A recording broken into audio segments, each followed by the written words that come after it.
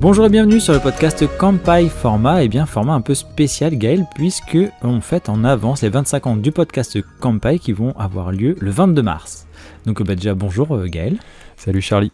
Est-ce que tu te sens paré pour... Parce qu'en fait c'est plutôt toi qui vas faire le podcast aujourd'hui, puisque c'est ton bébé quand même, Kanpai. Eh bien oui, écoute, tu as bien préparé le podcast. Heureusement, ça va nous donner une petite ligne directrice pour parler effectivement de 25 ans de Kanpai. C'est aussi le moment pour nous, pour vous en dire un peu plus sur notre mode de fonctionnement, sur l'équipe, sur ce qu'on attend de nous de l'info du Japon.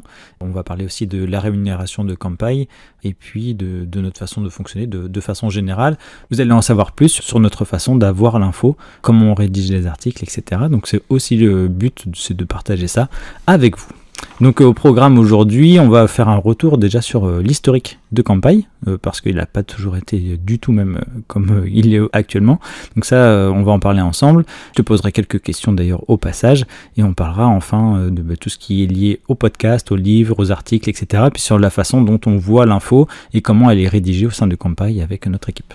Et avant de clôturer cette introduction, c'est le Charlie du futur qui intervient pour vous informer qu'au final, on a pu faire une capsule de podcast avec Marjorie et Kelly. Donc la partie que l'on avait enregistrée avec Gaël, où on parlait de leur travail, eh bien on a pu la faire de vive voix avec Marjorie et Kelly qui vont nous parler un peu plus de leur métier, au-delà de faire les podcasts. Donc ce sont bien elles qui rédigent et illustrent tous les articles et les fiches sur kanpai.fr. Donc on a le plaisir de les entendre aujourd'hui et nous sommes persuadés que vous serez ravis aussi de les entendre parler de leur métier autrement, vous qui lisez Kanpai. Donc je les retrouve tout à l'heure dans une capsule enregistrée un peu après l'enregistrement avec Gaël. Eh bien Gaël, je te propose de commencer par un rapide historique sur Kanpai. Donc Kanpai, aujourd'hui, c'est un site d'information sur le Japon et en particulier sur le voyage au Japon. Et c'est un média qui est gratuit et sans publicité et sans abonnement. Donc ça, c'est important de le souligner parce que on vit dans un monde où c'est pas forcément le cas. On est toujours obligé de mettre un peu son mail un peu partout au minimum et puis d'avoir des forfaits mensuels, etc. Là, c'est pas du tout le cas chez Kanpai, tout est gratuit. Et vous allez le voir, on va vous le redire à plusieurs reprises, vous pouvez profiter de tout ce que l'on met en place sur Kanpai de façon gratuite et sans abonnement. Bien qu'après, il y a des types d'abonnements qui existent, pas payants, mais par exemple, là je pense à la newsletter, eh bien c'est des choses que l'on peut être amené à faire. Alors Kanpai, c'est vrai que ça n'a pas toujours été ça. L'idée d'origine, elle prend forme, en 1997, sous forme de fanzine, et donc c'était pas du tout le même type de média, et elle se met en place sous forme web, donc 3 ans plus tard, le 22 mars 2000, sous le nom de Fanzine Nippon. Là je parle un peu à ta place, parce que c'est un peu tes créations quand même, enfin ce sont complètement tes créations, et à l'époque tu parlais plus de culture populaire liée au Japon, donc surtout les jeux vidéo, l'univers manga aussi et l'animation, et à l'époque d'ailleurs tu n'avais toujours pas mis les pieds au Japon alors que tu faisais déjà beaucoup de travail sur l'univers Japon. Oui, en fait à l'époque moi j'étais ado, donc avec un copain on avait créé un fanzine effectivement qui parlait principalement de jeux vidéo, de manga, etc. sur l'univers japonais. Et puis après, moi c'est vrai que ça s'est arrêté assez rapidement. Moi j'ai cherché aussi à ouvrir sur un nouveau média de l'époque qui était Internet. C'est à ce moment-là que j'ai créé le site. C'était effectivement des pages fixes, c'était vraiment le web à l'ancienne. Et comme j'ai commencé à faire des études de japonais, c'est là effectivement que j'ai fait mon premier voyage au Japon et que j'ai commencé à parler un peu plus de Japon directement sur Kanpai. Donc c'est-à-dire que avant que tu ailles au Japon, donc tu y es allé en septembre 2003. D'ailleurs, tu avais fait un podcast avec des copains. Oui, tout à fait. Parmi nos premiers épisodes, c'était à l'été 2023. J'avais interviewé entre guillemets, avec Julien, donc le copain avec qui j'étais parti au Japon. On a refait un podcast un petit peu sur nos 20 ans depuis notre premier voyage. Ouais. Et quand tu faisais ça, du coup, c'était de chez toi, solo, parce que c'est vrai que c'était les débuts d'Internet. Je veux dire, j'imagine pas trop, parce que j'ai connu les débuts d'Internet, mais un peu plus tard. Ouais, c'était vraiment à l'ancienne, les vieux savent. Donc, parce que t'avais le petit truc qui faisait le modem. Un modem, bien sûr.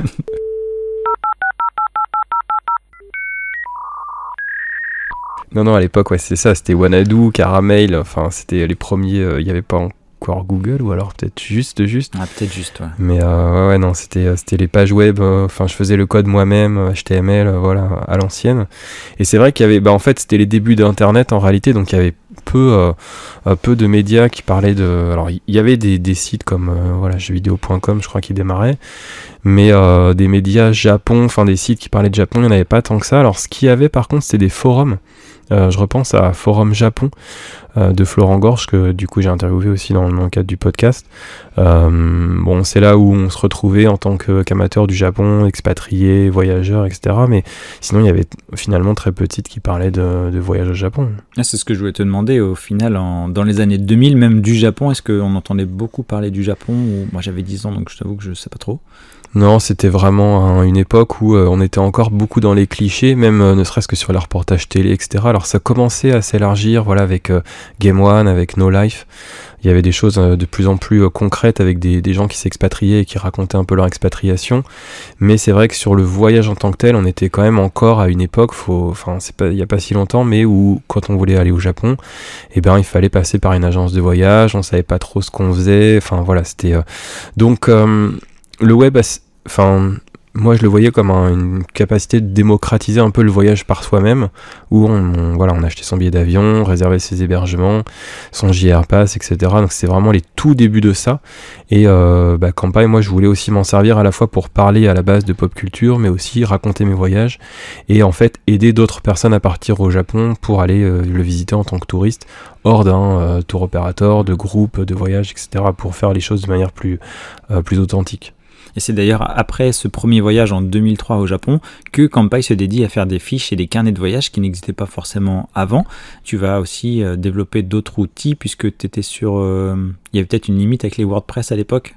Alors c'était même pas WordPress, hein. C'était encore autre chose. Encore avant. Non, il n'y avait pas vraiment de limite, c'est juste que à l'époque, quand tu recherchais des informations sur le Japon, sur le voyage au Japon, en fait, tu faisais quoi? T'achetais le routard ou le petit futé.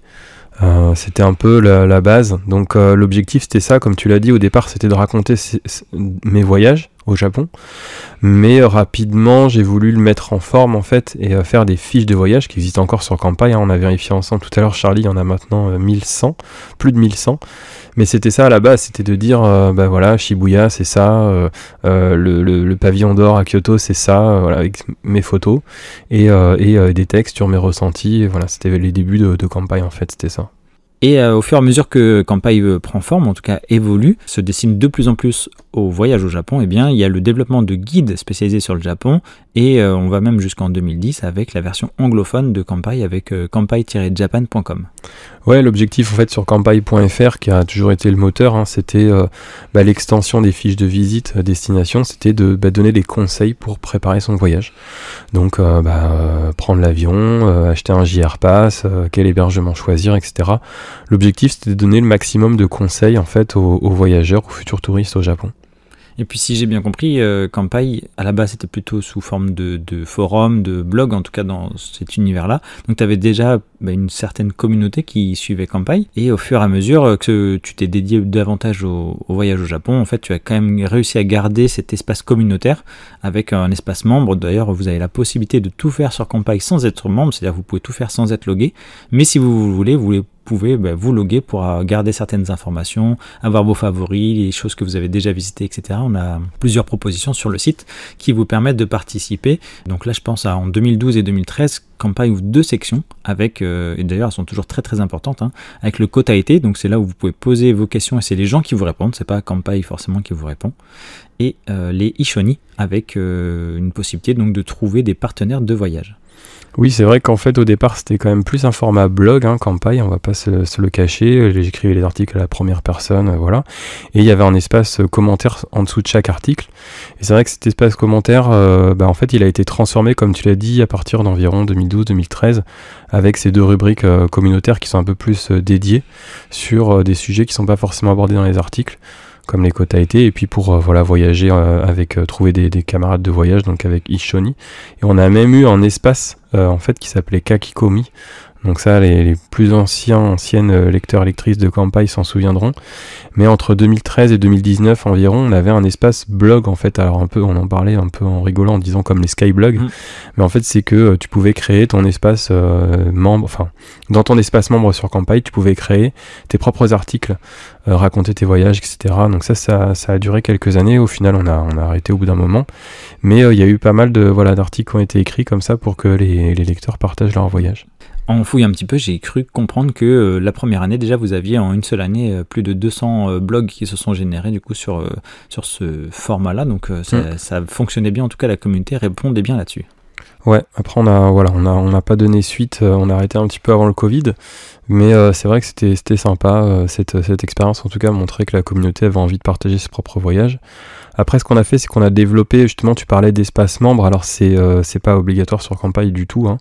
Comme tu l'as dit, on peut tout faire tout seul, mais si tu t'inscris sur Campai, tu as un espace membre, et dans cet espace membre, tu peux noter notamment sur les fiches de destination, tu as 2 icônes qui sont je l'ai déjà fait, j'ai déjà visité, ou je suis intéressé, ce qui permet en fait dans ton profil sur Campai de montrer tout ce que tu as déjà visité parmi les fiches de destination Campai, les 1100 et quelques dont on parlait tout à l'heure, ou alors de préparer ton prochain voyage justement en cochant en fait un peu comme si tu mettais en favori pour préparer ton prochain voyage. Ce que j'allais dire, c'est même dans la préparation de son voyage, qu'on soit déjà allé ou non au Japon, ça vous permet de vite revenir sur des articles ou des visuels que vous avez vus, parce que toutes les photos sont prises, ça on y reviendra, mais par les gens de Campai, et bien ça vous permet de revenir à des visites, puisque c'est vrai qu'on oublie vite, hein, et c'est un peu comme les likes sur Instagram, après il faut retrouver sa page sur les likes et tout ça, c'est un peu le bazar.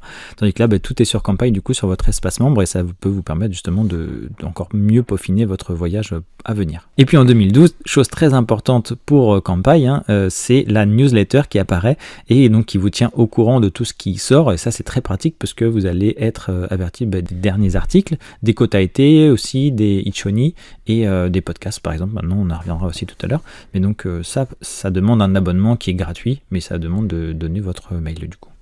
Ah oui, ça c'est quelque chose qu'on a lancé, voilà, tu disais en 2012, et dès le départ on a voulu faire une newsletter quotidienne. En fait tous les jours il y a un petit mail de Campai qui part gratuitement et qui présente tous nos nouveaux contenus et aussi les contenus on va dire qu'on fait un peu tourner. Chaque jour il y a une photo du jour qui est saisonnalisée, enfin voilà, il y a des informations sur des anciens articles aussi qui ont été mis à jour, voilà, tout notre contenu en fait, chaque jour un petit bout de Japon dans votre email. Et c'est vrai qu'on a beaucoup de gens qui adorent la newsletter en fait de Campai parce que elle est quand même maintenant assez touffue, et pour avoir des nouvelles informations c'est quand même très pratique. Elle est très digeste, c'est-à-dire que vous n'avez pas tout d'affiché sur la newsletter, c'est à vous de cliquer s'il y a quelque chose qui vous intéresse dedans, après vous en savez plus en cliquant sur les bons liens.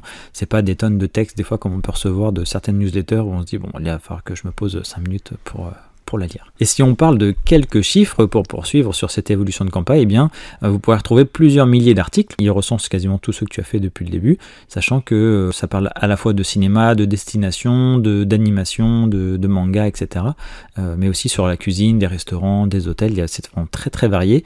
Et comme tu le disais, il y a 1104 fiches, donc là c'est vrai que ça nous permet d'aborder tous les thèmes. Et d'ailleurs, si vous avez des idées, Marjorie et Kelly, on en parlera tout à l'heure parce qu'on n'est pas tout seul à Campai évidemment, Marjorie et Kelly que vous entendez sur nos podcasts, c'est elles qui rédigent ces articles et donc elles font passer le message. Si vous avez des idées de destination ou d'articles, etc., n'hésitez pas à nous le dire sur les réseaux sociaux ou sur Campai, se feront un plaisir d'y réfléchir, de mettre ça de côté pour plus tard.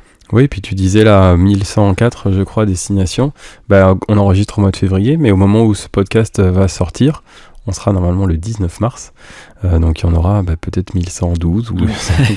Voilà, il y a 2 nouvelles publications par semaine sur campai.fr, le lundi et le jeudi. Chaque semaine, il y a ces 2 publications-là, toute l'année, et un podcast aussi. Le mercredi, on y reviendra, mais tous les mercredis, on poste des podcasts que l'on fait, donc on en a 4 par mois, et on a aussi chaque semaine les Ichoni et les Kotaete qui sortent, et vous les voyez sur pas tous les réseaux sociaux, mais par exemple, je pense à Facebook, par exemple, où ils sont plus facilement visibles. Et puisqu'on parlait de chiffres, aujourd'hui on compte 5 livres papier de voyage, mais avant ça il y avait des e-books, donc de 2011 à 2013, tu as écrit 3 tomes qui sont sortis du coup en version numérique, et maintenant on s'est passé en version papier avec une très bonne qualité d'impression, et tout ça pour vous dire aussi que ces livres ils sont faits 100% maison, tout est rédigé par l'équipe de Campai, toutes les photos aussi sont prises par les équipes de Campai, les cartes, la mise en page, etc. Il n'y a pas d'IA. Marjorie et Kelly aussi m'ont bien dit de souligner que dans aucun article on fait, ou même les visuels, les photos, etc., il n'y a pas d'IA dans notre travail, même pas de questions à ChatGPT ou autre, donc ça aussi c'est à souligner parce que c'est quelque chose qui sera de plus en plus rare, même si ça se fait pas ici en tout cas. Ouais, on fait les choses de manière artisanale. Toi-même Charlie, toi qui as fait les cartes des livres Campai si vous voulez les retrouver. Donc oui, effectivement, pendant une petite dizaine d'années ça a été des e-books.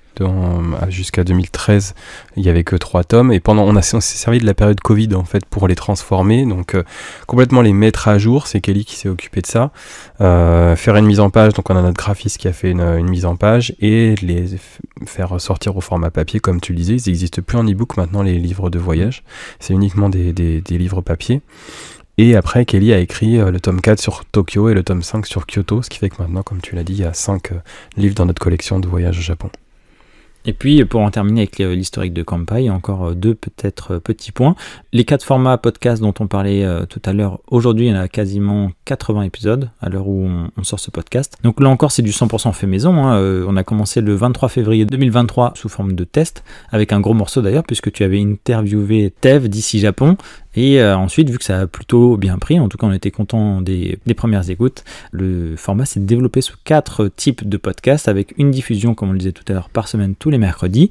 Et à partir du 21 février, le podcast Destination vient en renfort. Donc on a le podcast Destination, Voyage, Interview et Actu qui fonctionne bien encore aujourd'hui.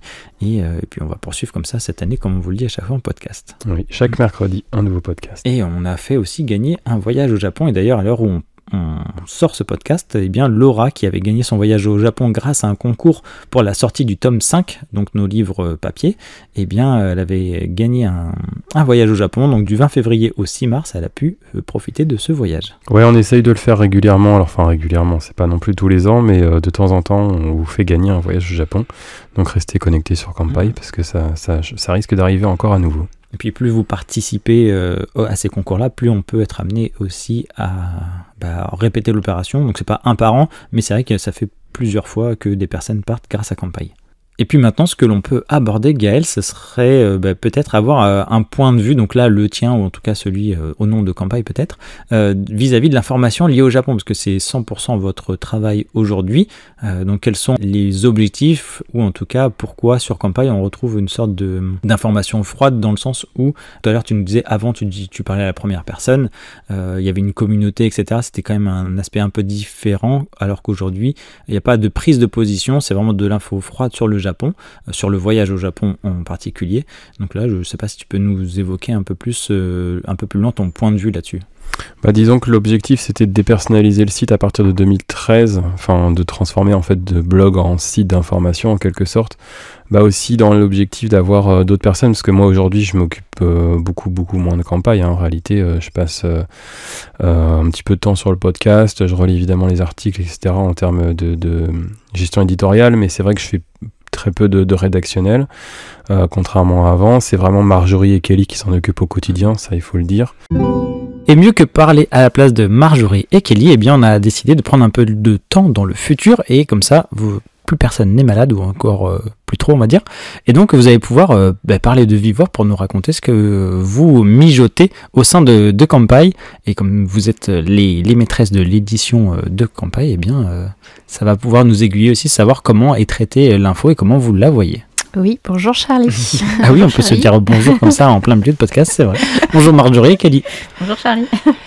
Et bonjour à tous. Oui, je sais pas à qui je donne la parole en première du coup. Marjorie ? À moi. Eh bien, ce sera à Marjorie alors. Donc oui, on s'occupe, comme tu l'as dit, de la partie édito, donc tout ce qui est rédaction, planification des articles, des fiches de visite. On s'occupe aussi de la partie photo et images, donc illustration du site. Et en amont, on s'occupe aussi également de l'organisation des visites sur place au Japon. Qu'est-ce qu'on va faire, dans quel ordre on va faire et quand on va le faire. Donc là, les bureaux, ils sont en France. Mais c'est vrai que vous devez gérer aussi toute la partie liée avec les personnes qui vont photographier pour vous quand c'est pas à vous d'aller sur place. Donc ça demande aussi pas mal de travail. Et sachant que vous êtes toutes les deux, comme tu le disais, à planifier, etc. Et comme on le répète depuis le début avec Gaël, tout est fait maison. Donc en fait, ça ne passe que par les intermédiaires de Kanpai. C'est ça, notre ligne éditoriale, elle est 100% fait maison. Hein, c'est comme une bonne petite recette de grand-mère. Donc on ne fait pas appel, tu l'avais déjà dit plus tôt, mais à l'intelligence artificielle. Nous sommes l'intelligence, jusqu'à maintenant. ChatGPT, c'est nous.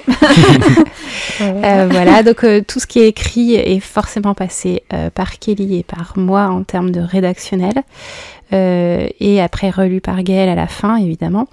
Et on a donc notre propre ligne éditoriale qui maintenant depuis 25 ans, je pense que tout le monde a compris, on s'occupe du voyage au Japon et on donne des informations pratiques et réelles de ce qui se passe au Japon pour tous ceux qui veulent partir par eux-mêmes, donc qui veulent faire leur propre voyage et choisir eux-mêmes leur visite. Après, on oriente sur des services d'accompagnement ou des choses comme ça parce que on trouve que c'est très intéressant et que ça peut parler à une partie des gens qui veulent partir au Japon, mais c'est vrai que sinon on donne toutes les informations pratiques nécessaires.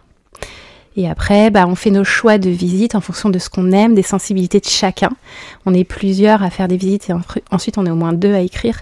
Donc on a tous nos petites préférences, etc. Donc on va choisir telle ou telle visite en fonction aussi de ce qu'on aime, de nos passions à nous et de ce qu'on apprécie du Japon depuis qu'on travaille, parce que nos choix changent en fonction de... Oui, il y a ça, il y a cette évolution-là, et puis il y a aussi le fait de pouvoir tenir dans le temps long, parce que c'est bien beau de faire des articles sur Tokyo par exemple, mais même si c'est très très grand Tokyo, mais c'est vrai que vous avez tellement épluché certaines destinations qu'après il faut arriver à se renouveler et puis trouver des pépites que vous n'aviez pas abordées avant, etc.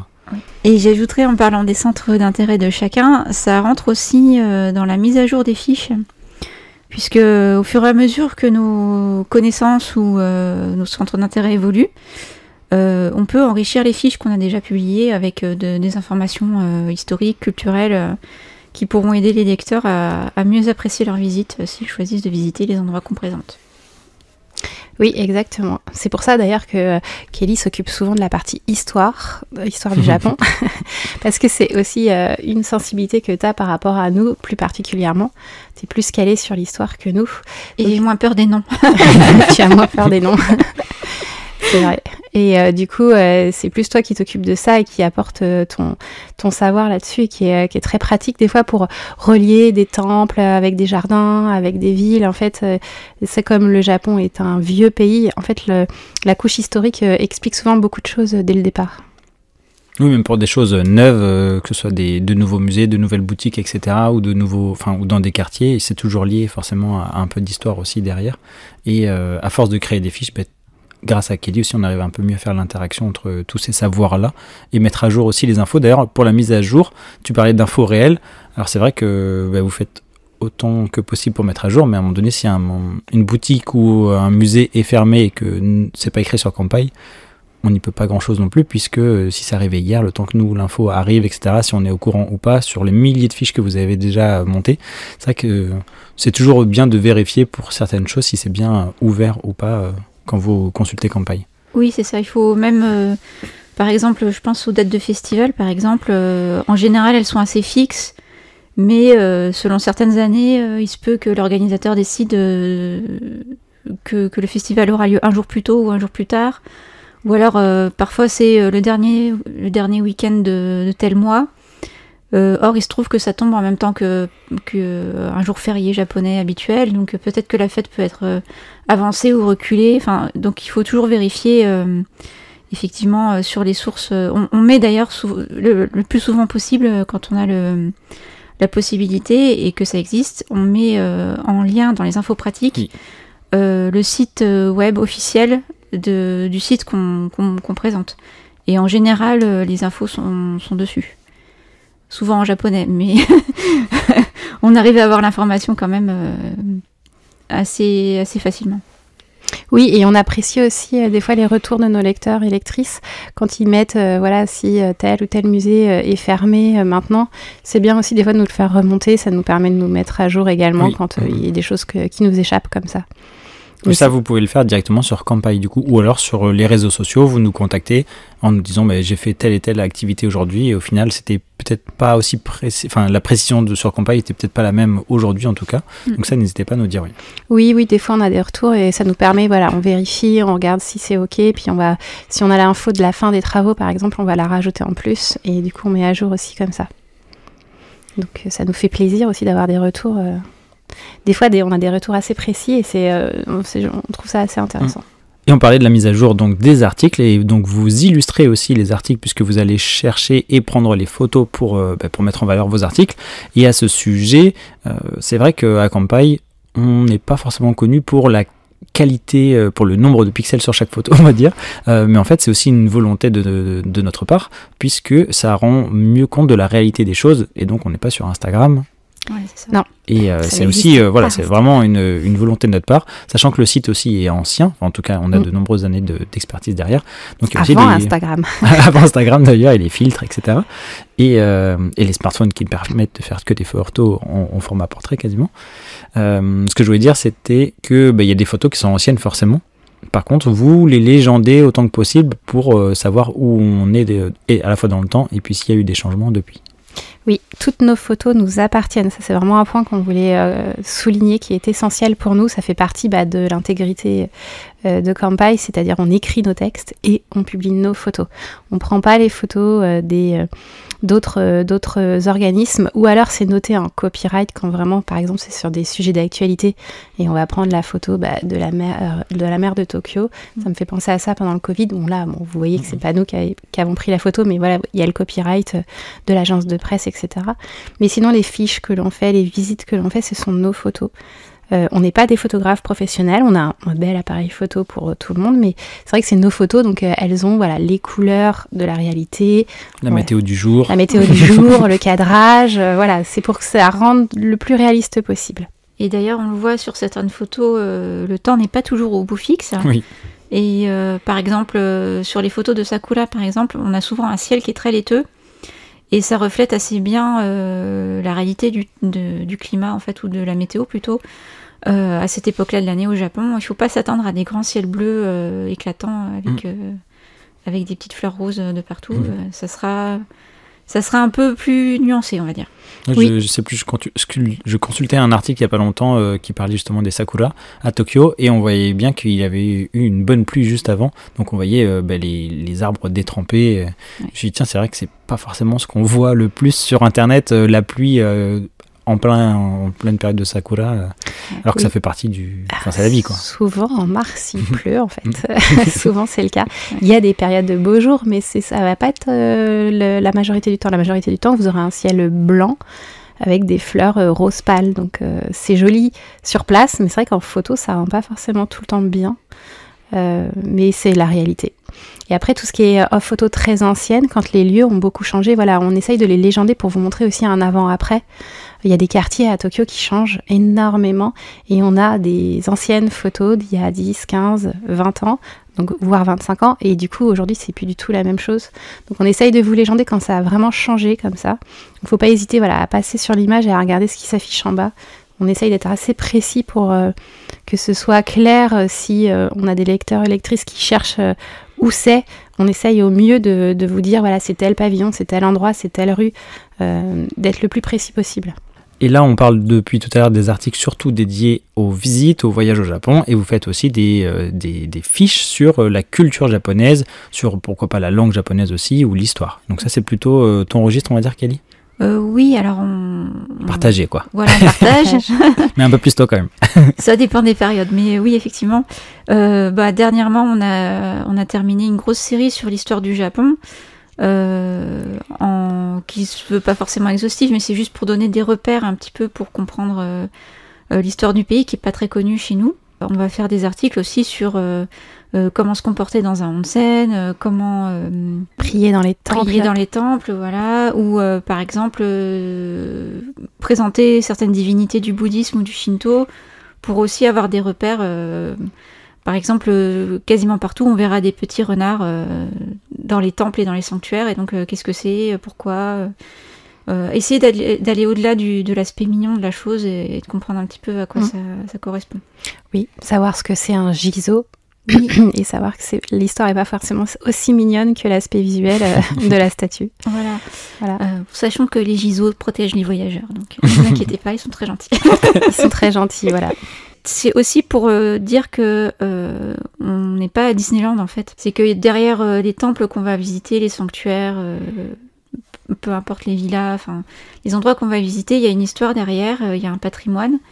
Et même si tout est présenté de façon à ce que ce soit agréable pour le visiteur, il ne faut pas oublier que derrière, il y a encore des gens qui vont au temple ou qui vont au sanctuaire, qui prennent soin aussi des lieux qu'on va visiter et pour qui c'est une part importante de leur héritage en fait. Et pour pouvoir tomber sur ce type de fiche ou d'article, est-ce qu'il y a une démarche à faire sur Campai ou c'est surtout sur le moteur de recherche, on va taper par exemple comment prier ou autre, où vous avez une section peut-être dédiée à ça? Oui, dans le menu, dans le premier menu, il y a tout. Le premier menu est consacré en fait à toutes les informations pratiques pour partir au Japon. Ensuite, il y a la deuxième partie du menu, c'est plutôt le guide pratique de voyage, donc c'est par préfecture, par ville et ensuite par site. Et les troisième parties, avant tout ce qui est quota été et communautaire, on a toute une partie en fait par thématique. Donc là, on aura l'histoire, les onsen, les temples, les jardins.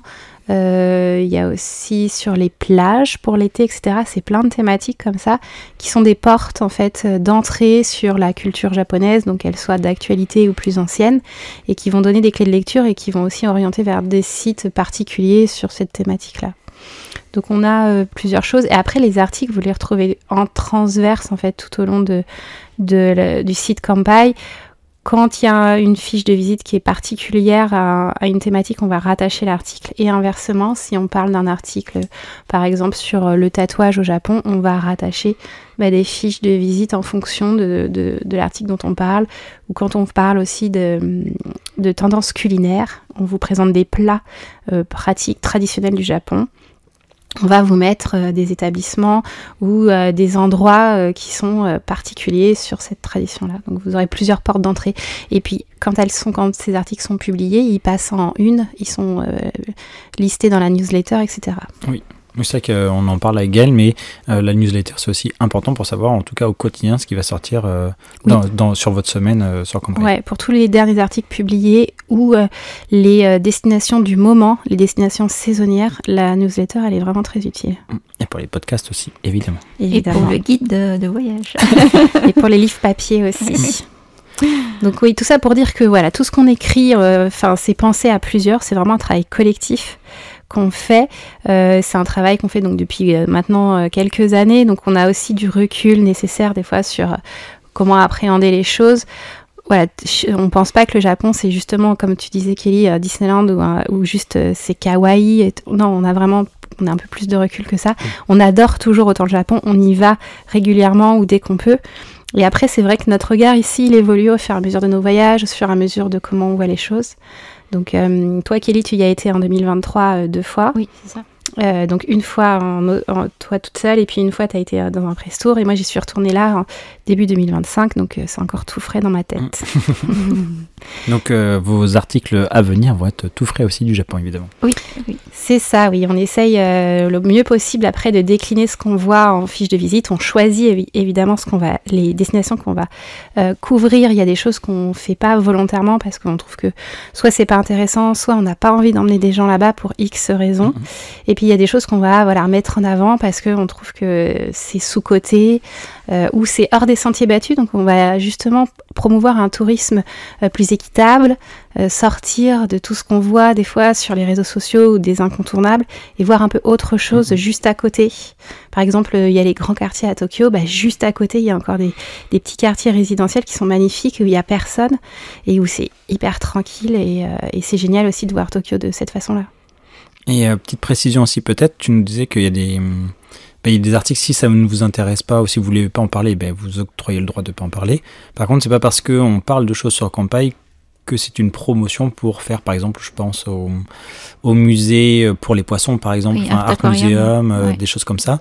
C'est pas parce que c'est disponible en article sur Campai qu'on en fait la promotion. Par exemple, je pense au bar à chouettes, hérissons, etc. Et l'article n'est pas là non plus pour sensibiliser forcément le public, c'est juste pour montrer aux gens, vous avez ça de dispo, après c'est à vous de faire votre choix quelque part. C'est pas une invitation à rentrer dans ces bars-là, pas du tout.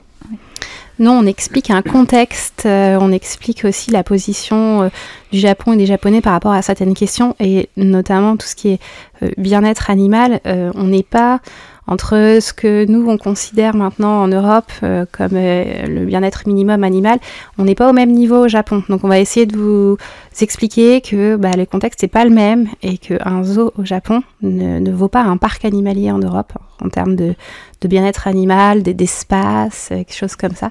Donc c'est ça qu'on essaye de sensibiliser en amont. Et effectivement, alors il y a des fiches de visite qu'on veut pas faire parce que vraiment on trouve que c'est pas du tout approprié de le mettre, même en photo c'est compliqué à exploiter pour nous. Puis il y a des choses sur lesquelles on va quand même intervenir parce que c'est des visites populaires et qu'on se dit au bout d'un moment ça serait peut-être bien qu'on donne quand même notre point de vue et qu'on y aille vraiment sur place pour voir exactement de quoi il en retourne.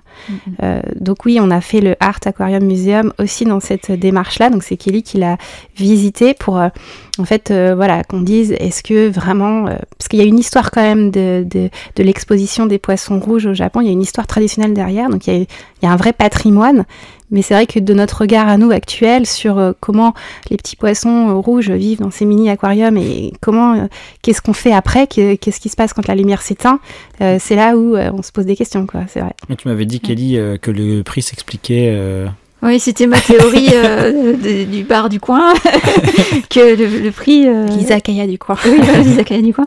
C'est que le prix, à mon avis, il y a l'emplacement, puisque c'est à Ginza, donc forcément c'est beaucoup plus cher, tout est beaucoup plus cher pour quiconque, mais aussi que potentiellement il y avait un turnover de poissons à changer tous les jours, parce qu'ils sont vraiment dans des petits bocaux, et ils sont soumis à des changements de lumière permanents, enfin c'est pas optimal, quoi. Ça aurait pu pas être un poisson là-bas, quoi. Non, c'est clair, et moi j'aurais trouvé ça très joli aussi s'il n'y avait pas eu des vrais poissons, mais peut-être des choses artificielles.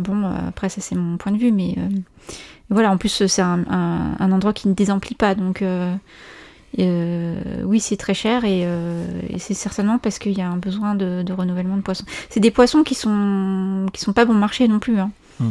C'est tout comme disait Marjorie, c'est toute une culture ancienne, et en plus il y a un côté un peu haut de gamme aussi dans la possession de ce genre de poisson, donc tout est lié en fait. Oui. Après ça fait vivre des élevages locaux malheureusement de poissons, mais en vrai ça fait vivre aussi la population, ce genre d'exposition. Oui, à Chiba et à Koriyama, des grandes fermes de poissons. C'est ça. Donc il y a tout un écosystème en fait derrière. On peut pas juste dire. Oui, il y a une façon de dire c'est pas hyper bien côté animal, mais c'est vrai que derrière aussi il y a une réalité économique, un patrimoine traditionnel, etc. Et ça on le retrouve dans tous les pays, même chez nous. Si on nous dit arrêtez de boire du lait demain ou d'utiliser du lait pour de nos vaches, il y aurait problème aussi, quoi. Oui, voilà. C'est qu'on a tous un peu des domaines où la tradition est comme ça, et puis des fois on se pose la question de l'intérêt de la tradition, mais elle existe quand même. Et sans transition, tout à l'heure vous parliez de press tour. Est-ce que vous pouvez nous donner un peu plus de détails, parce que vous êtes en France, vous allez plusieurs fois autant que possible au Japon, mais c'est vrai que soit vous êtes invité pour des press tours, soit il y a une équipe sur place aussi au Japon qui peut faire des press tours, et puis est-ce que ces press tours ils ont évolué au fur et à mesure du temps, qui vous les propose, est-ce que ce sont des entreprises, des collectivités, ou alors l'office de tourisme aussi japonais? On fait des press tours depuis très longtemps maintenant. On a dû commencer il y a au moins 10-15 ans où on a été invité. Alors, on est invité parfois depuis la France, mais c'est assez rare puisque ça prend en compte du coup le coût du voyage. Ils sont pas fous. Donc c'est sûr que c'est pas les mêmes press tours. Donc toi Kelly, t'as déjà eu la chance de le faire. Après c'est pas ce qu'on fait le plus souvent. Le plus souvent en fait on a 4 personnes sur place à qui on peut faire appel pour faire des press tours, donc directement depuis le Japon, dans le Japon, et ça nous permet d'accéder à plusieurs offres dans l'année où en fait c'est soit une ville qui nous invite, soit souvent c'est une préfecture, Et en général, ce sont des préfectures plutôt rurales qui vont nous inviter pour justement faire la promotion d'un Japon alternatif, d'un Japon où il n'y a pas encore de surtourisme et eux, ils voudraient bien avoir un peu plus de touristes. Et souvent, c'est des préfectures qui ont beaucoup réfléchi sur les concepts, qui proposent vraiment des choses accessibles, c'est assez intéressant.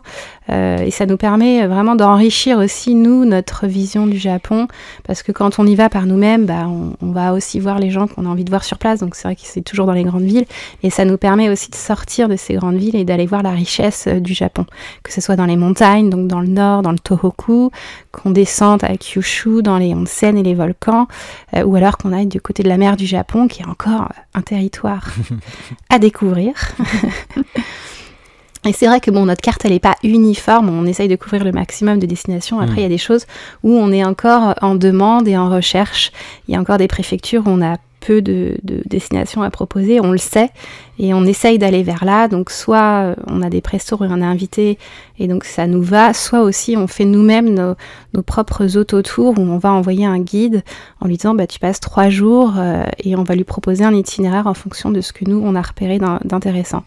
On a aussi des préfectures qui nous envoient des informations, on récupère aussi des brochures à droite à gauche, on a aussi les réseaux sociaux pour nous informer aussi en temps réel, ça on les utilise aussi.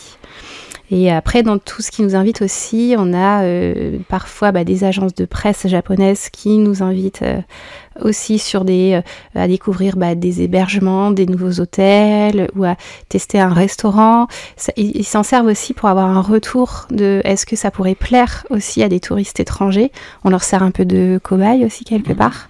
Et ils prennent nos retours avec attention. Donc ils attendent pas de nous qu'on dise c'est super, ils attendent de nous qu'on leur dise voilà, il y a ça et ça qui sont vraiment intéressants, ça et ça peut être amélioré. Et c'est ce qu'on retranscrit aussi après dans Campagne, on essaye d'être le plus neutre possible. Et on est neutre de toute façon. Enfin, neutre. On peut dire neutre ? Honnête. On est honnête, ouais. Honnête. Et il y a fort à parier aussi que ce genre de démarche venant notamment des préfectures, ce soit de plus en plus le cas, puisque le Japon, en fait, il n'y a pas tant de touristes que ça au Japon, c'est que les gens vont tous au même endroit. Ouais, surconcentration. Ouais, et c'est pour ça que nous, le terme de surtourisme, je pense, des fois, il est quand même assez mal compris. Et en fait, les autres préfectures aimeraient, comme tu dis, avoir plus de tourisme, sauf qu'il n'y a pas encore les infrastructures ni la publicité pour Instagram. J'aime bien me moquer un peu d'Instagram, mais on s'en sert quand même beaucoup. N'est pas encore allé partout, ce qui fait que les gens se concentrent vraiment dans les endroits les plus faciles d'accès, notamment en train au Japon, alors qu'il y a plein d'autres préfectures qui prévoient aussi d'accueillir de plus en plus de monde, mais pour ça, il faudra encore quelques années, je pense, avant que tout ça se développe correctement, quoi. Oui, après ça a toujours été, il y a des préfectures qui resteront rurales et qui n'attireront pas la majorité des gens, mais elles restent, on essaye de les présenter aussi sur différentes coutures. Des fois il y a des petits villages, en fait c'est des pèlerinages pour otaku, pour des fans de manga et tout ça, donc là on touche à des populations jeunes, on leur dit ne restez pas qu'à Tokyo, sortez aussi, parce que les auteurs en fait qui vous ont écrit ces mangas, en fait ils sont pas tokyoïtes la plupart du temps, ils viennent de la campagne profonde du Japon, et en fait ils ont tiré leur inspiration de là où ils ont vécu dans leur enfance.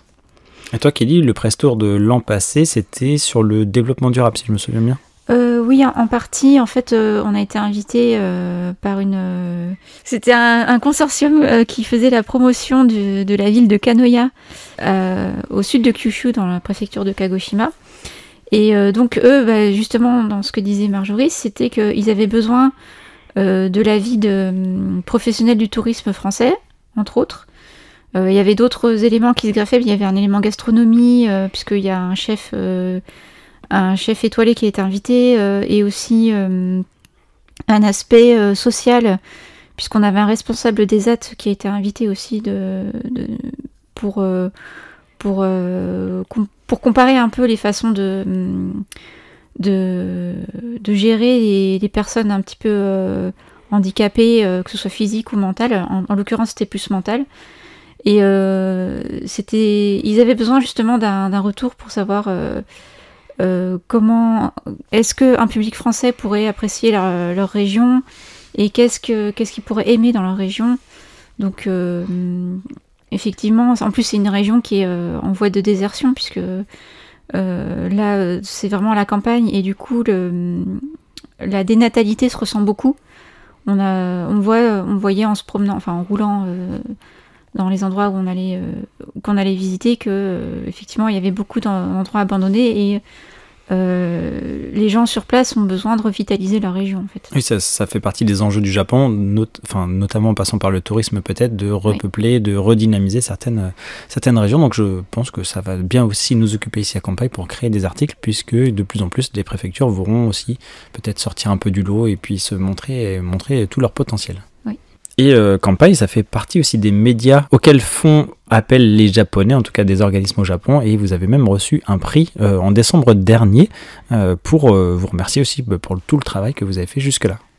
Oui, c'était assez inattendu d'ailleurs, parce que c'était pas une démarche de notre part initialement, c'est qu'on s'est fait contacter pour participer à une sorte de convention, je sais pas comment on pourrait le dire.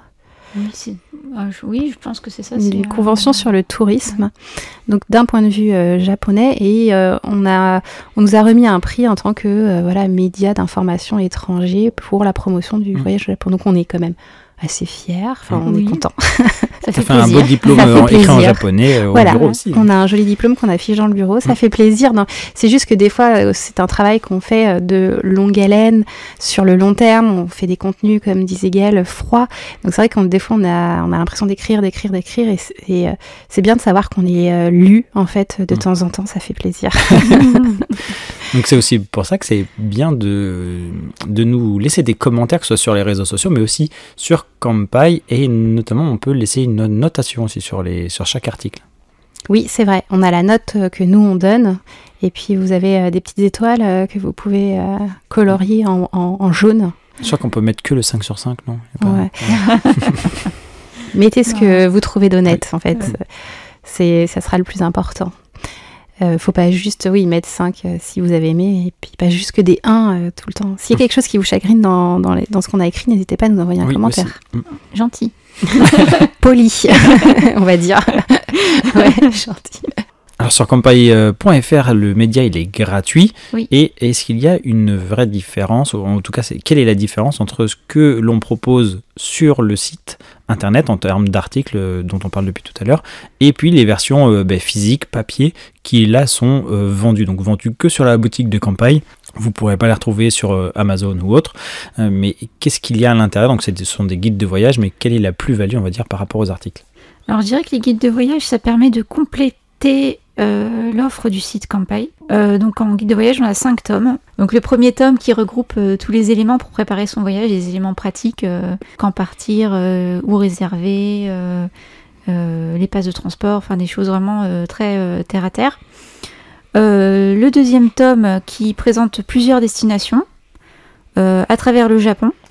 Donc là, sans entrer forcément dans les détails de comment on y va et combien ça coûte, mais juste pour avoir une idée un petit peu de ce qu'on peut visiter et commencer à ébaucher un voyage en fait. Le tome 3, ce sont des itinéraires de voyage, donc avec plusieurs thématiques et avec un budget proposé pour avoir une idée un petit peu de ce à quoi on s'engage. Si on n'a pas vraiment décidé de ce qu'on voulait voir, on peut se fier justement à un de ces itinéraires de voyage pour former son propre séjour et au moins ça peut beaucoup aider aussi les gens qui voyagent pour la première fois au Japon et qui ne savent pas vraiment par où commencer. Ensuite, on a le tome 4 qui est consacré uniquement à la ville-préfecture de Tokyo.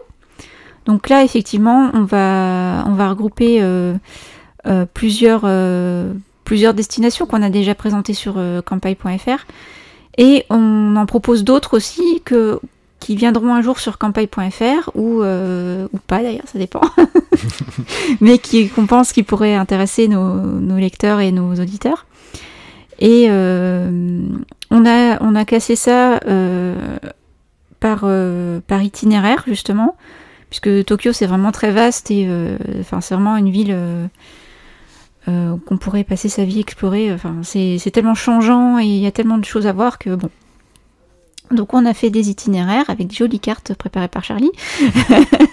Et on a des thématiques aussi. Si vous partez entre amis, en famille, vous pourrez plus facilement sélectionner des endroits à visiter.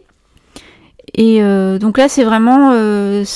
ça permet aussi de découvrir un peu un point de départ pour découvrir Tokyo. Et après, on peut aller sur le site et se dire, tiens, par exemple, je vais visiter Tokyo Skytree, comment on fait. Donc sur le site, on a des infos pratiques qui sont mises à jour. Et vous pouvez vérifier au fur et à mesure si les conditions d'entrée, etc. Et enfin, le tome 5, qui lui est consacré uniquement à Kyoto, et sur le même principe un peu que Tokyo. Et on vous présente alors essentiellement des jardins et des temples, parce que c'est à peu près 80% des visites à Kyoto, pardon. Ouais. Il faut savoir que ces deux villes sont vraiment très différentes dans leur ambiance. Et pareil, on présente des endroits avec un maximum, étant donné on est limité aussi logistiquement par la taille du livre. On ne peut pas tout mettre dans le livre, sinon ça ferait 1000 pages et ça serait pas possible. Donc justement, on vous donne des pistes aussi pour visiter Kyoto. Et à compléter après par le site.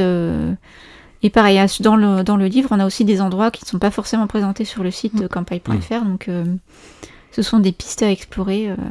Oui.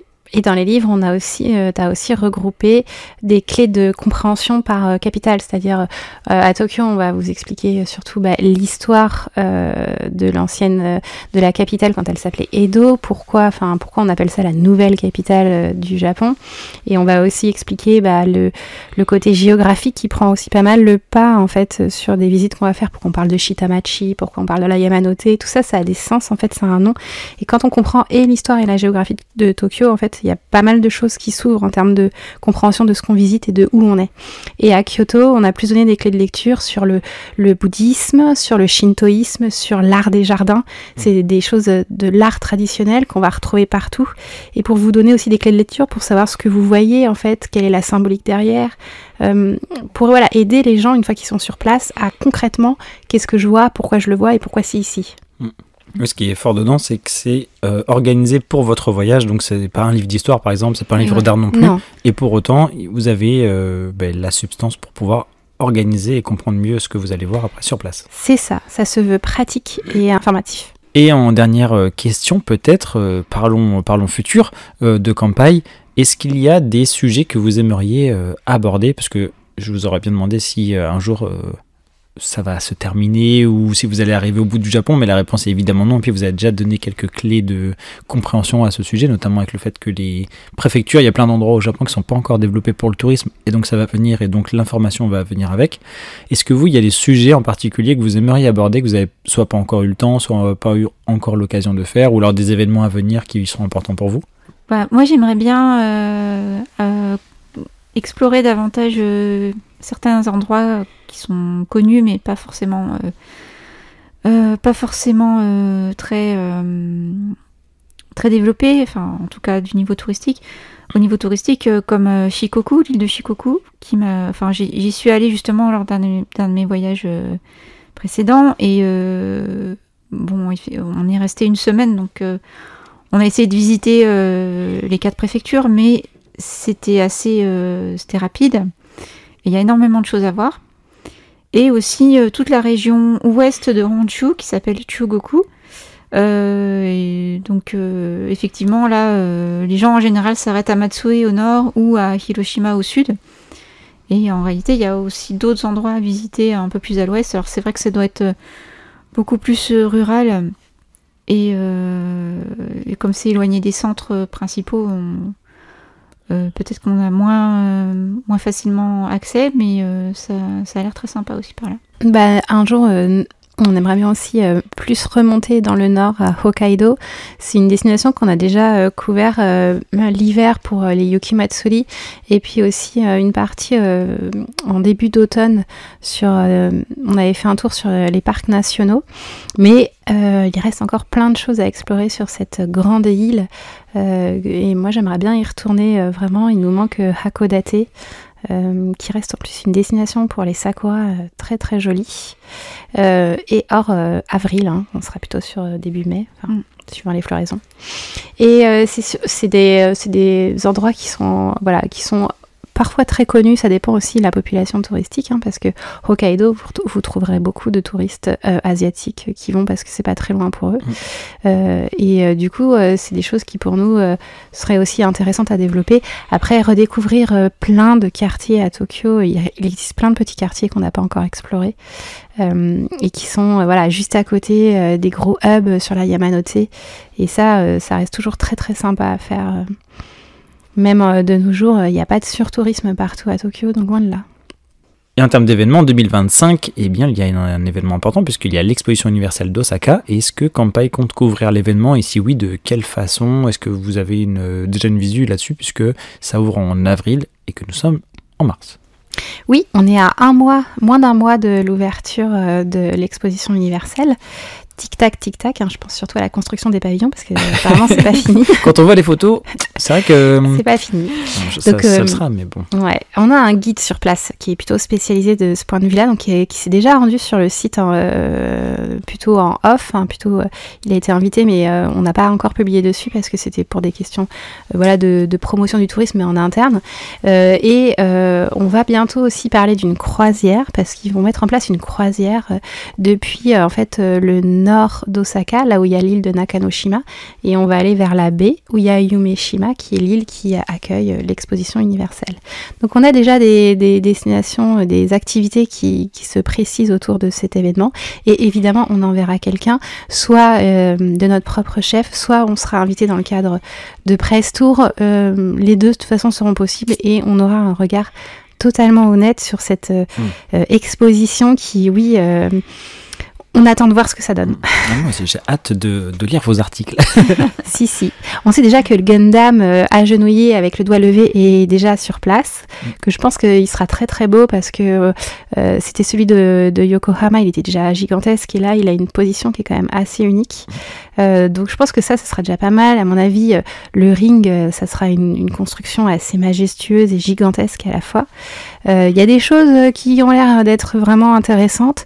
Et après, c'est le tout, et surtout les accès. Parce que l'organisation à la japonaise, pour l'entrée en tout cas. Ouais, l'entrée sur l'île, on attend de voir comment ça se passe. Mais mieux y aller en métro. Parce que la station de métro, par contre, elle existe bien. Il y a quelqu'un qui a été pour nous sur place, elle existe bien. Mais après, l'accès, faudra voir comment ça se passe.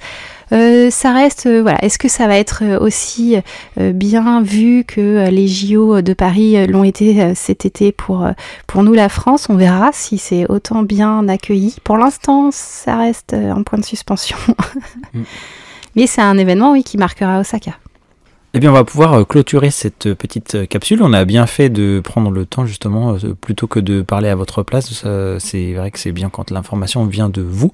Et puis comme ça, les gens aussi ont pu écouter votre voix pour autre chose que nos podcasts habituels, les formats voyage, destination, etc. Là, vous parlez aussi de votre métier, et autrement celui que vous faites déjà depuis 15 ans. Ne nous vieillis pas autant. La réponse restera un mystère. Oui. En tout cas, merci beaucoup Marjorie, merci Kelly, et je retrouve Gaël dans, je ne sais pas si je dois dire dans le futur ou dans le passé, mais en tout cas, nous on se retrouve bientôt pour le podcast Voyage sur Kanazawa. Ouais. À bientôt Charlie, merci. Au revoir, merci Charlie. encore. Au revoir. Pour la promotion de Kanpai, on passe évidemment par les réseaux sociaux, même si tout à l'heure Marjorie me faisait remarquer qu'avant c'était un peu vous, le réseau social, parce que quand il n'y avait pas Instagram, Twitter, etc., en fait l'info elle passait aussi par ce type de médias, par Kanpai. Et bien aujourd'hui on essaie de s'étendre sur le web, avec, on est sur Facebook, Twitter, Thread, Instagram, on est aussi depuis très récemment sur les canaux privés de certaines plateformes, comme Instagram par exemple, ou Facebook d'ailleurs. Il y a la chaîne WhatsApp à laquelle vous pouvez vous abonner.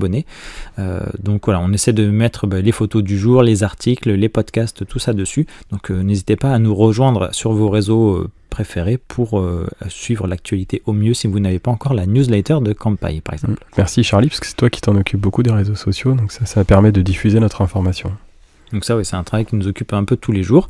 Et si vous avez des idées aussi, des choses que vous voulez voir sur nos réseaux, eh bien n'hésitez pas. On ne fera pas de danse TikTok, c'est juste ça. Sur TikTok, on publie les podcasts aussi ou les articles, mais ça s'arrête là. Et un petit point peut-être sur la rémunération. Donc on dit souvent qu'on se rémunère par nous-mêmes au maximum. Hein. Donc peut-être tu peux nous éclaircir un peu sur comment ça fonctionne, Gaël. Ouais, il n'y a pas de partenariat en effet. Donc ce qui est important pour nous, c'est de rester indépendant, comme on l'a déjà dit plusieurs fois. Donc comment on se rémunère Campai? Principalement par deux canaux. Le premier, c'est la vente de nos livres, que vous trouverez que sur Campai. Donc vous allez dans campai.fr/boutique et vous avez tous nos livres de voyage au Japon et d'apprentissage du japonais. Donc ça va directement pour Campai. Et aussi de l'affiliation dont on parlait tout à l'heure, c'est-à-dire que si vous avez un hôtel à réserver ou un voyage à réserver auprès d'une agence de voyage, tous les liens qui sont sur notre site, parfois on touche une commission de la part d'un partenaire. Donc ça permet de garder notre indépendance et de continuer à proposer des articles et des podcasts sur Campai pendant encore longtemps, j'espère. Et puis il y a enfin une section dons, si vous voulez faire un don, si vous ne savez pas à quoi faire de votre De argent vos de poche. Et donc ça c'est sur le site de Campai. Oui. Et maintenant qu'on a fait un état des lieux, Gaël, de Campai, est-ce que je peux te poser quelques questions? La réponse est oui. Non. Donc, quelle est la différence majeure, me dirais-tu, qu'il y a entre le Campai d'hier et celui d'aujourd'hui? Alors dans l'état d'esprit, il n'y en a pas tant que ça. En réalité, ça a toujours été de promouvoir le Japon, le voyage au Japon. Après, c'est sûr que le site s'est quand même beaucoup professionnalisé, surtout il y a une bonne dizaine d'années. Moi, j'ai consacré beaucoup plus de temps à Campai à partir de 2009. En fait, je me suis vraiment mis à mon compte sur Campai au départ. Pendant quelques années, j'étais vraiment full-time sur le site, donc pour bien le développer. Et puis, non, l'état d'esprit, en fait, il est resté un peu le même. Le site a un design un peu plus facile d'accès, on va dire. Plus l'information est peut-être plus facile à trouver, je dirais, avec le moteur de recherche, avec l'arborescence, et voilà. Mais il y a toujours cette volonté de promouvoir le Japon, de nouveaux articles par semaine. Comme tu l'as dit, grâce à toi, on élargit un peu sur les réseaux sociaux, on a le podcast, mais en vrai, il n'y a pas de différence majeure. En fait, c'est toujours vous présenter le Japon pour préparer des super voyages sur place. Et est-ce qu'il y a quelque chose que tu trouvais cool à faire dans les débuts de Campai qui est plus d'actualité parce que tu es passé à autre chose, un type de peut-être tu faisais pas mal de chroniques JV, je crois, jeux vidéo. Est-ce que c'est quelque chose qui, entre guillemets, te manque ou pas? Parce que tu es quand même très occupé. Non, c'est vrai qu'on parle quasiment plus de culture populaire sur Campai, déjà parce qu'il y a plein d'autres sites qui le font très très bien. Donc il faut pas, il faut rester humble. Et puis parce que, à titre personnel, je pense qu'on a aussi tous moins le temps avec l'âge arrivant de regarder des films, de jouer à des jeux vidéo, de lire des mangas, même si je pense tous dans l'équipe on adore toujours ça, mais peut-être avec moins de temps pour le faire. Après les podcasts récemment, c'est vrai que nous tous les deux, Charlie, dans le podcast Actu, on essaye toujours de vous dire un petit peu à la fin de chaque podcast ce qu'on a regardé, ce qu'on a lu, ce à quoi on a joué. Donc ça permet d'en reparler un petit peu de manière sympathique comme ça, rapidement, et sans faire de vrais articles, parce que c'est vrai, ce qui vous intéresse, vous lecteurs, lectrices, c'est quand même le voyage, le Japon en particulier, et puis on a beaucoup mis de côté la partie culture pop. Et enfin, dernière question pour toi, Gaël. Tu retournes d'ici peu au Japon après une longue absence sur l'archipel nippon. Qu'est-ce qu'il te tarde de retrouver? Est-ce qu'il y a des sujets pour lesquels tu te dis que ça doit quand même plus être la même chose au Japon, vu qu'il a aussi, lui, très très vite évolué par rapport à ce que tu connaissais, en tout cas de tes premiers voyages? Disons que oui, alors moi ça va faire 22 ans que je suis parti au Japon pour la première fois, donc ça c'était pas le même Japon, c'est sûr, ça a beaucoup évolué. Il y a eu toute une période où j'y allais chaque année, donc j'avais l'occasion de faire pas mal de choses et de le voir évoluer quasiment, je vais pas dire au quotidien, mais presque. Même les quartiers, parce que la fois où moi j'y suis allé, je t'ai raconté des choses sur certains quartiers où toi tu n'as pas ces souvenirs-là. Par exemple, Akihabara, ça n'a rien à voir par rapport à il y a 10-15 ans. C'est sûr, et moi mon dernier voyage là c'était en 2019, donc avant le Covid. Après c'est vrai que j'ai eu la possibilité d'y aller pendant le Covid, mais j'avais pas forcément envie de faire la quarantaine. Et après l'activité a reparti très très fort avec la réouverture des frontières, donc c'est vrai que là je vais pas dire ce qui m'inquiète, mais même si on va pas du tout faire les incontournables, j'ai hâte de voir alors déjà comment Tokyo a évolué, ça c'est vraiment une ville de cœur, donc savoir comment cette ville qui change tout le temps a évolué, et aussi peut-être voir les effets du surtourisme. Alors j'aime pas du tout ce terme-là, on en parle très régulièrement dans tous nos podcasts, mais c'est vrai que c'est un pays qui a du mal à gérer ses flux, à la fois avec je lisais encore ce matin l'étiquette entre guillemets de l'agence de tourisme japonais qui gouvernementale, je veux dire, qui demande aux gens de faire attention à ceci, cela. Je trouvais ça un peu absurde, mais Et puis même l'augmentation du JR Pass, enfin bon, c'est des choses qui nous font dire qu'ils gèrent pas très bien leur flux, parce que finalement il y a que 35 millions de touristes au Japon par an. Mais et même si là on va pas faire les incontournables, j'ai envie un peu de voir comment le Japon a évolué ces dernières années, comment aussi les voyageurs ont évolué sur le Japon ces dernières années, même si beaucoup de voyageurs en fait sont pas des occidentaux, hein, sont des asiatiques, donc c'est un autre type de voyage aussi que nous on peut faire depuis l'Occident qui est plus éloigné. Mais oui, c'est surtout le plaisir, je pense, de revenir au Japon après quasiment 6 ans. Et au moment où ce podcast sera diffusé, en tout cas je l'espère, je serai rentré. Voilà. Est-ce qu'il y a une destination que tu comptes faire que tu n'avais pas fait encore jusqu'à présent ? Oui, Nagoya. Enfin, j'avais fait Nagoya, je connais la ville, mais Legoland en fait, plus précisément. Okay. Voilà. Une sacrée destination. Legoland et aussi Kumamoto. Pareil, je suis passé à Kumamoto très vite, et là on va faire un petit tour en voiture à la recherche des statues de One Piece. Donc ça va être rigolo. Et puis revoir tous les copains sur place évidemment, et on a beaucoup de gens à voir, donc ça va être super sympa. Oui, là ça va bien vous occuper sur place. Là. Et pour terminer ce podcast, Gaël, je te propose de parler de comment soutenir et encourager Kanpai, même si vous avez quelques pistes, parce qu'on en a un petit peu parlé. Donc déjà sur kanpai.fr, il y a un article dédié à cette thématique. Et le soutien, vous pouvez le faire de façon gratuite et sans rien débourser. C'est-à-dire en fait en faisant vivre le site, tout simplement, en likant, en notant les articles, les podcasts, en les partageant sur les réseaux sociaux, en commentant aussi ces articles-là, vous pouvez le faire, ou nos publications sur les réseaux sociaux à nouveau. Il y a la newsletter aussi, à laquelle vous pouvez vous abonner si ce n'est pas déjà fait, et puis utiliser les Kotaete et les Ishoni pour participer justement à tout l'aspect communautaire que propose Kanpai. Et il y a aussi Marjorie et Kelly qui rappellent qu'elles lisent vos retours sur les articles, et tous les retours d'ailleurs, et elles font des mises à jour dès que c'est possible, dès que l'info derrière est vérifiée, et elles sont très contentes parce que des fois il y a des retours très très précis sur des choses qui auraient pu, qui ne sont plus d'actualité, fermées ou fermées même temporairement, etc. Comme ça nous permet aussi, vous participer quelque part à la mise à jour de ces articles. C'est vrai qu'on n'en parle pas forcément, mais il y a quand même une certaine partie du temps de travail de Marjorie et Kelly qui est consacrée à mettre à jour des articles, donc ça c'est un peu le travail de l'ombre. C'est la deuxième ligne du rugby en fait, dans leur temps de travail, c'est ça, c'est vraiment de constamment aller voir tel temple est fermé pour rénovation, tel musée va avoir une période de réouverture, ou voilà, tel parc d'attractions va ouvrir une nouvelle zone. Donc tout ça, c'est en fait tous les jours il y a des mises à jour d'articles faites par Marjorie et Kelly que vous voyez pas forcément, qu'on met pas forcément en avant, mais qui font en sorte pour nous d'avoir un guide de voyage le plus à jour possible sur kanpai.fr, et que chaque info que vous allez voir soit à jour, même si c'est une fiche. Je prends au hasard la fiche sur Akihabara, t'en parlais tout à l'heure, elle a été écrite il y a 20 ans, même plus, et elle est à jour, elle a été mise à jour peut-être, je sais pas, 200 fois en 20 ans, avec à chaque fois qu'il y a une petite info, un petit truc à rajouter, le quartier qui a évolué, voilà, on ajoute des photos, enfin, chaque fiche est vraiment à jour au maximum sur Kanpai. Sur tout article de qualité, vous avez forcément la date de mise à jour d'ailleurs des articles, si vous voulez les vérifier. Puis je voulais dire, plus on fait d'articles, plus il y a de mise à jour à faire du coup. C'est ça. Donc il y a du travail. C'est un cercle vicieux. Et enfin, on pourrait parler de la façon payante de soutenir Kanpai. Donc on parlait des dons, donc la section dons, vous pouvez le retrouver sur le site kanpai.fr. Il y a les livres que vous pouvez retrouver sur notre boutique en ligne, puisque vous ne pourrez pas retrouver ces livres en magasin ou sur Amazon ou autre. On passe que par donc c'est nous qui expédions chaque jour d'ailleurs tous les livres. Et il y a les packs soutien, donc ce sont les livres plus les e-books d'apprentissage du japonais. Et enfin, comme tu le parlais, des liens d'affiliation si vous cliquez sur certaines chaînes d'hôtels, on va dire, ou choses comme ça, sur lesquelles on a des articles. C'est vrai que on va dire la voie royale, c'est le pack soutien, comme tu l'as très bien dit.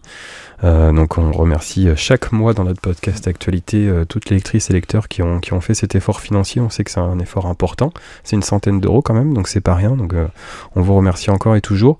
Et puis voilà, si vous n'avez pas le budget, il n'y a aucun souci, il y a, comme l'a dit Charlie, plein de façons de nous soutenir.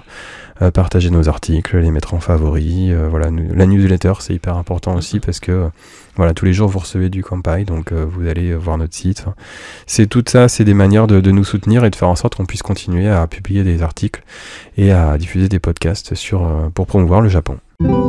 On va pouvoir se laisser ici, Gaël, pour ce podcast un peu improvisé pour les 25 ans de Kanpai. On est arrivé au pied levé pour enregistrer cette émission avant que tu partes au Japon. Donc déjà, je te souhaite très bon voyage, un très bon anniversaire à venir aussi au mois de mars. Et n'hésitez pas donc à continuer de partager et nous écrire aussi sur les réseaux sociaux.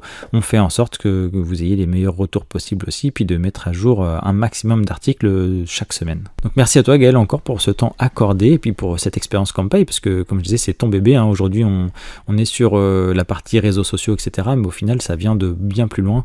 Une petite fanzine qui s'est transformée en gros média. Donc c'est chouette. Ouais, puis le site reste toujours la pierre angulaire de notre activité. Donc kanpai.fr est et restera la source de tout. Et même si on élargit le spectre, les articles restent toujours la base, le site. Voilà. Donc merci à toi, Charlie, de permettre de diffuser Kanpai aussi sur d'autres canaux et d'avoir pris ce temps pour ce podcast un peu spécial. Donc je te remercie, puis on remercie évidemment chaque lectrice et lecteur, chaque auditeur et auditrice aussi maintenant, et puis toutes les personnes qui achètent les packs soutien ou les livres Kanpai pour les offrir ou pour soi-même, etc. Ça nous fait très plaisir et on vous retrouve donc pour les prochains podcasts standards, on va dire, notre programmation de 4 podcasts par mois. Oui, merci à tout le monde de nous écouter et de nous soutenir. Merci beaucoup, au revoir. Merci, au revoir. Retrouvez plus de voyages au Japon sur nos podcasts.